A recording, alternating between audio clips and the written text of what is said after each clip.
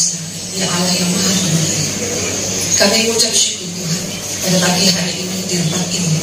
Tuhan kumpulkan kami semua di sini Tuhan dalam kasih Tuhan. Hari Tuhan, di mana setiap persembahan kami, persembahan dari dalam diri kami, dan Tuhan yang bekerja, dan Tuhan yang ada. Terima kasih Tuhan. Di dalam nama-Mu yang kudus kami mengucap syukur. Terpuji-pujilah Engkau Tuhan Yesus Kristus. Haleluya. Amin. Bapak Ibu Saudara adalah orang-orang hebatnya Tuhan. Amin. Wow. Haleluya. Iya, saya percaya kita ada di sini. Aku katakan kepada Ibu, Bapak Ibu Saudara, mari kita sama-sama melayani Dia, menyembah Dia di dalam roh dan kebenaran. Amin. Haleluya. Haleluya. Terpujilah Kau Tuhan. Hanya nama-Mu. Hanya nama-Mu. Tiada yang lain. Tiada yang lain. Yesus Tuhan. Yesus Tuhan. Nikmati Tuhan. Nikmati Tuhan. Nikmati Tuhan. Nikmati Tuhan-Mu. Nikmati Tuhan.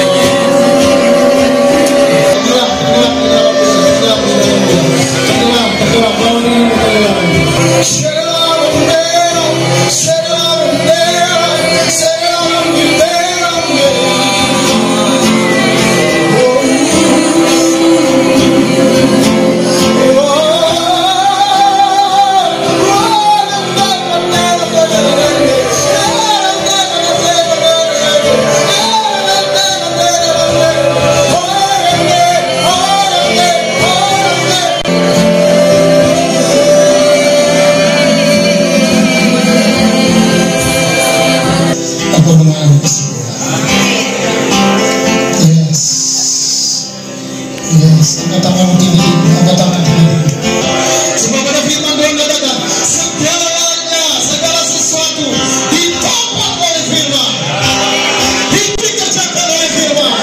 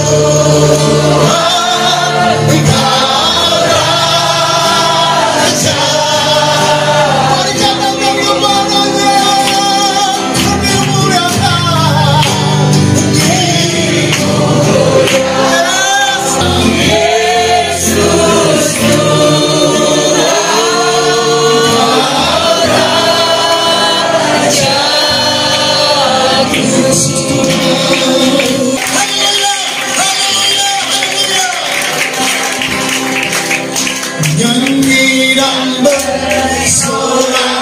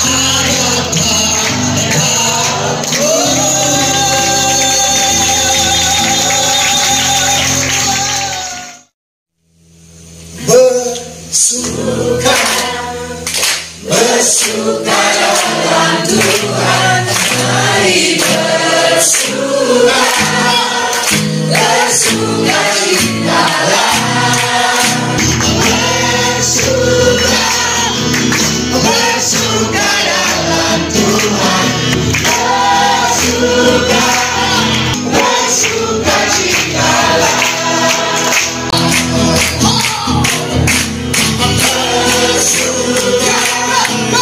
Bersuka dalam Tuhan, mari bersuka, sekarang bersuka, bersuka cita.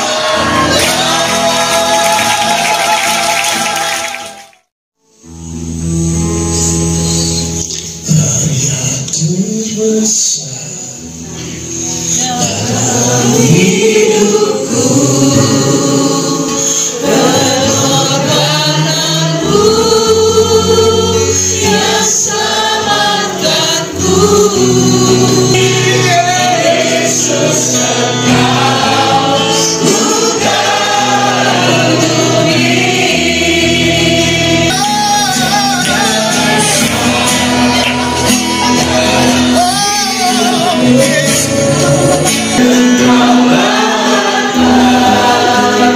Yang tak terlihat, yang ku miliki, aku hargai. Yesus Engkau ku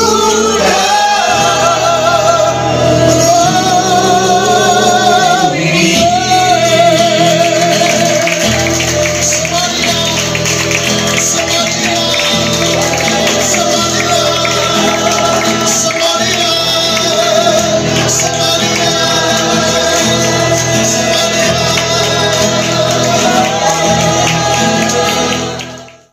Firman Tuhan Matius 23 ayat 37. Yang saya akan bacakan Matius 23 ayat 37. Yerusalem, Yerusalem, engkau yang membunuh nabi-nabi dan melempari dengan batu orang-orang yang diutus kepadamu. Berkali-kali aku rindu mengumpulkan anak-anakmu, sama seperti induk ayam mengumpulkan anak-anaknya di bawah sayapnya, tetapi kamu tidak mau. Engkau membunuh nabi-nabi dan melemparkan batu orang-orang yang diutus kepadamu. Jadi, apakah relevan hari ini itu? Firman Tuhan bukan untuk diperdebatkan. Kalau ujung-ujungnya nyebar, itu dari saya benar, kamu salah. Isinya cuma itu, nggak ada kebenaran. Kita tidak membiarkan hal itu terjadi setidak-tidaknya. Terus dia lempar batu kan? Lempar apa sekarang? Lempar fitnah. Ini jadi persoalan buat kita semua. Kenapa sekarang Tuhan Yesus susah untuk mempersatukan umatnya? Yang paling Tuhan Yesus benci munafik. Dia mengerti firman, tapi tidak mengerti kebenaran. Jadi kita sebagai orang Kristen, kita harus mengenal isi hati Tuhan. Amen. Itu yang paling penting, teman-teman ya. Padahal berkali-kali inilah perintah yang baru. Tuhan sudah bilang, kasih persaudaraan. Kasih persaudaraan di mana? Sekarang Tuhan ingatkan kita lagi, yuk kita bangun kasih persaudaraan. Karena dengan itulah caranya supaya terkumpul itu semua gitu. Yang kedua, orang Kristen lebih percaya kepada quote-unquote hamba Tuhan daripada percaya kepada Yesus. Jangan cari karunia, tetapi cari Yesus. Amen. Supaya kita hidup di dalam Dia. Yes. Itu Alkitab ajarinnya gitu. Lepaskan roh agamawi itu. Jangan yang kayak begitu. Ya kita mulai step one. Kayak hidup berjalan di dalam Kristus. Mari kita kembali lagi kepada asas-asas awal daripada Injil Yesus Kristus. Ayat firman Tuhan ini sangat powerful. Yohanes 14 ayat 6. Nah, ini saya yakin teman-teman udah pada tahu semua. Ya. Kalau tidak melalui aku, wah statementnya luar biasa. Ini kekuatan kita. Tidak ada seorang pun loh yang bisa datang kepada Bapa yang di sorga. Yang kita maunya ke sorga kan? Bapa kita, Tuhan menciptakan itu di sorga. Nah kalau tidak ada melalui jembatan salib ini, ya, antara kita dengan jurang maut itu nggak bisa kalau nggak ada salib itu sebagai jalan. Kan bilang akulah jalan. Nah, makanya Yesus dibilang firman yang hidup. Jadi kita harus makan itu firman setiap waktu, setiap saat, renungkan pagi dan malam. Nah, kalau kita mau, pasti saya percaya, pasti itu terjadi hidup yang berkemenangan. Tuhan Yesus sedih. Berkali-kali kalau kita doa penyembahan itu kan Tuhan Yesus kayak menangis begitu, sedih. Tapi Tuhan Yesus tidak bisa dipermainkan. Berarti kamu bohong mau ngomong seperti itu. Jadi itu dia, peperangan kita bukan melawan darah dan daging. Musuh tidak tiap hari mau mainin saya, tiap hari menghakimi saya, tiap hari, kata-katanya nggak ada yang enak gitu. Mulai belajar ya peperangan di dalam roh. Terus yang kedua, membuka 5 panca indera roh. Ibrani 5 pasal 14 itu orang yang dewasa rohani, yang bukan makanan lembek lagi, makanan keras. Artinya makanan firman itu harus dikunyah, harus diproses supaya kita bisa berperang, supaya kita bisa menghadapi situasi dalam kehidupan kita. Itu kita harus lihat apa yang diajarkannya, apa yang disuruhnya. Ada dua, apa yang diajarkan, apa yang disuruhnya. Kalau ajaran itu masalah teknis, begitu teknis ya. Tetapi apa yang disuruhnya juga harus kita perhatikan. Ya tadi kan pakai perlengkapan senjata Allah, ada nggak di Alkitab? Nah, jadi balik lagi, apa yang diajarin, apa yang disuruh. Masa kita menghakimi buku ini karena satu bab ini yang tidak sesuai dengan maunya saya. Nah, itu dia asal kunci rahasianya. Kalau mau tahu ya, banyak itu kan, coba cek. Dia bawa kita kepada Yesus atau menjauh.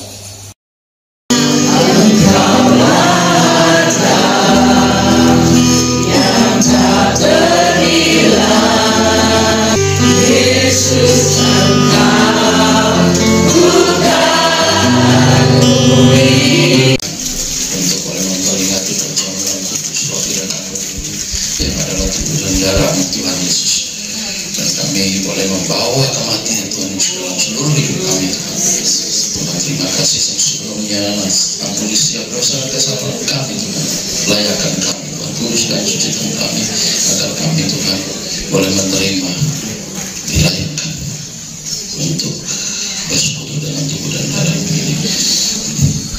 Kami percaya roti ini benar-benar makanan datang daripada Tuhan. Kami mengucap syukur atasnya karena tubuh Kristus yang telah terpecah-pecah ini, di mana kami sudah dipersatukan. Kau Allah yang besar, ajaib dan mulia. Yesus yang selalu membuatku terpesona. Segala pujian bagimu ya Tuhan. Yang besar, ajaib dan mulia. Yesus yang selalu membuatku terpesona.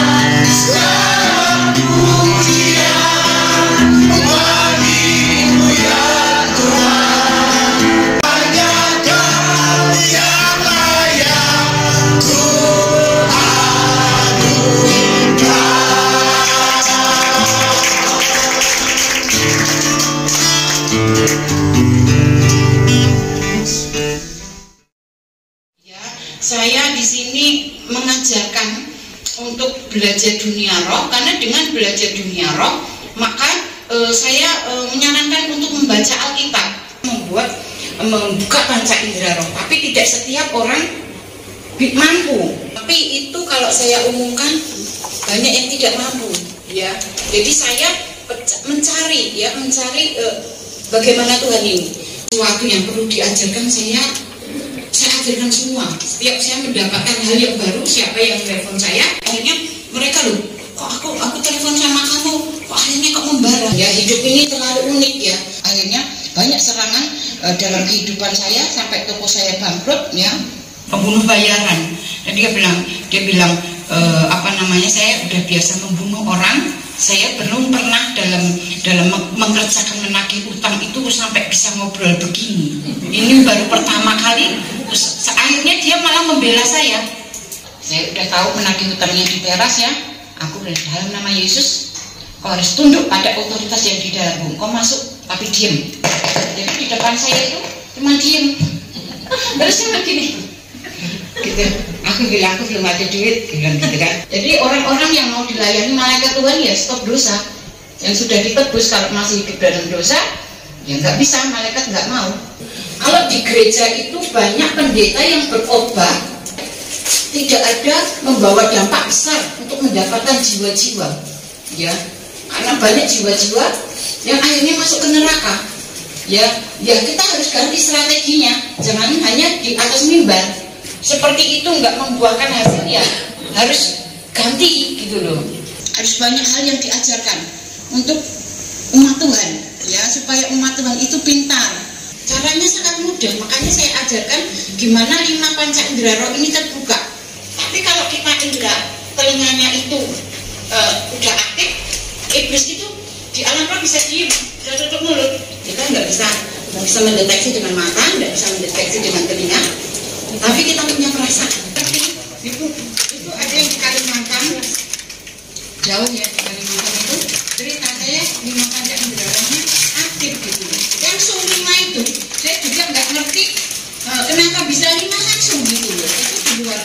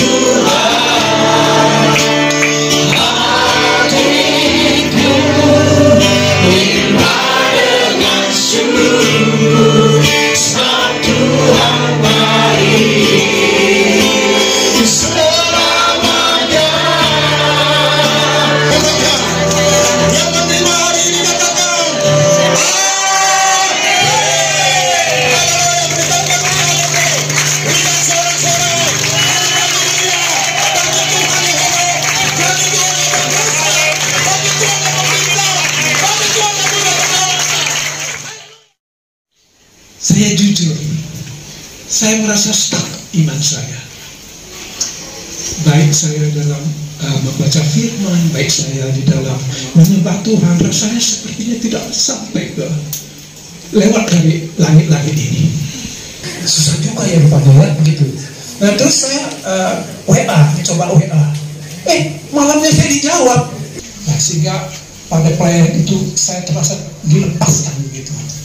Nah sesudah itu saya rindu ikut di dalam tim gitu untuk melihat. Saya belajar, saya dengar bagaimana pelajaran itu, bagaimana juga pelepasan segala macam. Nah saudaraku, ini yang saya lihat betapa Tuhan bekerja luar biasa. Sudah 6 bulan saya terkontrol, tapi memang tidak ada keluhan apa-apa. Happy saja, suka cita. Ajaib firman Tuhan, ajaib Tuhan, saya bilang. Saya juga sudah di ring dia jantung saya, jauh-jauh sebelumnya. Nah, kita percaya, dan saya sendiri sudah mengalami. Tidak satu pun tidak peduli. Dia sudah bertahun-tahun, mungkin 10 tahun ya. Sakit kemarin. Jadi saya pikir ini yang bisa saya saksikan. Jangan kiranya hanya nama Tuhan Yesus saja yang dipermuliakan.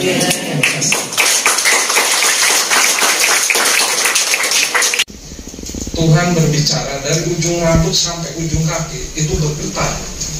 Seperti saya berbicara di sebuah ruangan dan hanya suara Tuhan saja yang terdengar. Pernah ya? Mungkin Bapak Ibu pernah mendengar suara Tuhan yang seperti saya rasakan. Dan itu saya menangis. Motor saya itu pecah ban.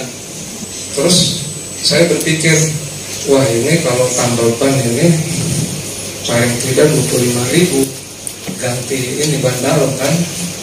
Saya terkoneksi dengan surga ya. Tak berapa, 3.000. Jadi kalau Bapak Ibu merasa bahwa Tuhan jauh dari Ibu, itu sebenarnya bisa dikatakan dia sedang melihat iman kita. Ini agak serem kali ya. Kalian mau dengar nggak?